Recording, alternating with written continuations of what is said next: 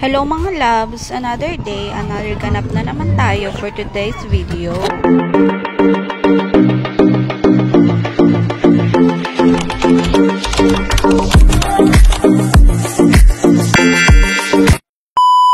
Pa 3 days na nga na nandito ang mga anak ko at ngayon ko lang din sila naisama sa vlog ko. At ngayong araw nga pala ay naisipan namin na paliguin ng mga bata sa swimming pool kahit na napakakulimlim at napakalamig ng panahon. Nakapagligo na nga pala sila ng tanghali at umulit na nga lang ulit pagligo nung nakita nila na inaayos namin yung swimming pool sa labas. At nang kinahaponan na nga pala ay naalala ni Ate Alexa yung pinangako sa kanya ni Daddy na pupunta kami sa farm ngayong linggo. Kaya naman kahit naglalaro si Daddy ng ML ay tinapos niya lang yung isang game at umalis na rin kami. Nauna na nga pala silang umalis sa nakamotor at kasama niya sa motor si Baby Akisha at si Ate Alexa. Nag-e-bike naman kami ni Ate J at isinama niya pa nga ang kaibigan niya. Pinahawak ko nga sa kanya yung cellphone ko, sabi ko sa kanya na mag-video siya habang nagda-drive ako para naman may ma-content ako sa susunod na vlog ko. At nang makarating na nga kami sa farm ay hinanap nga namin kung saan nakapark yung motor ni Daddy. Pero hindi nga namin makita doon sa pinagpaparka namin lagi. Kaya naman nagdiretso na lang kami doon sa may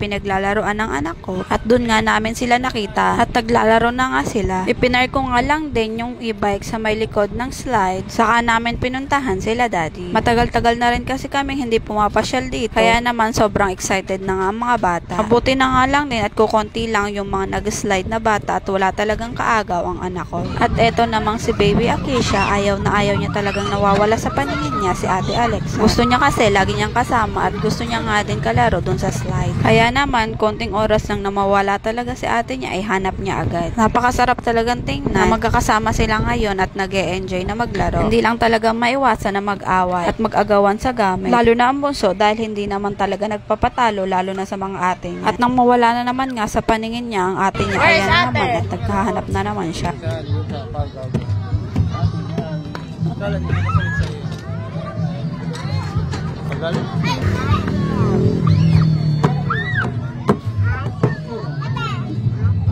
Mas nag-e-enjoy kasi si Ate Alexa sa mga malalaking slide kaysa naman sa mga pang baby na slide. Kaya naman doon siya pumupunta para maglaro at binabalikan din naman agad si Baby. At eto naman si Ate Jade, akala ko talaga maglalaro siya dito, yung pala uupo at nanghiram lang din sa akin ng cellphone para mag-self. Dalaga na nga talaga siya at ayaw na nga niya maglaro sa mga gantong palaruan. At nang pumunta nga ang Ate Alexa sa Monkey Hanging Bar ay gusto nga gumaya ng bulili. Akala mo naman nga ay kayang-kaya niya. Kaya naman nagpatulong siya kay Daddy. At tuwang-tuwa na naman nga ang bata at napagbigyan na naman ang gusto niya. At nang matapos nga sila doon sa Monkey Hanging Bars ay nagpunta naman sila dito sa may spring riding car. At nang magsawa na nga siya ay bumalik na nga siya sa pag-slide. At hinahanap na naman nga niya ang ate niya. At nang binidyohan ko ang Ate Jade ay ayan at nakita nga ako at may pa-post pa nga siya. Maya-maya nga ay lumapit sa akin ang bata at nagsusumbong. Dahil nga ayaw niya na may nakikita na may nag-slide na bata doon sa slide.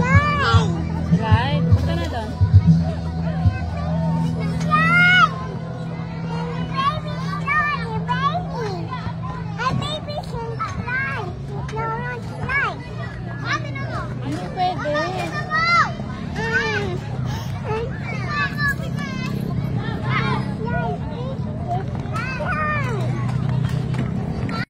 At dahil nga sa katanghang ko, ayan nga, nadapa ako.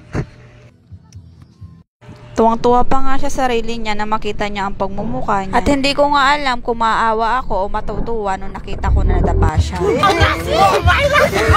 At dahil nga sa pagkakadapa niya ay nabasag nga ang cellphone na hawak. Kaya naman napagdesisyon na namin na umuwi na dahil nga magagabi na rin. At ang pagkarating nga namin sa bahay, nakatulog na nga ang batang ito. At nagluto na rin ako ng mga ulam namin para sa hapunan. Inutusan ko na nga rin maghugas si Ate Alexa dahil nga maraming hugasan ang naiwan namin kanina bago kami pumunta sa farm. Dahil nga mataas ang lababo namin ay hindi niya abot ito kaya naman kumuha siya ng upuan para naman makapatong dito. At yan na lang po muna for today's video. Thank you for watching everyone. Ingat and God bless!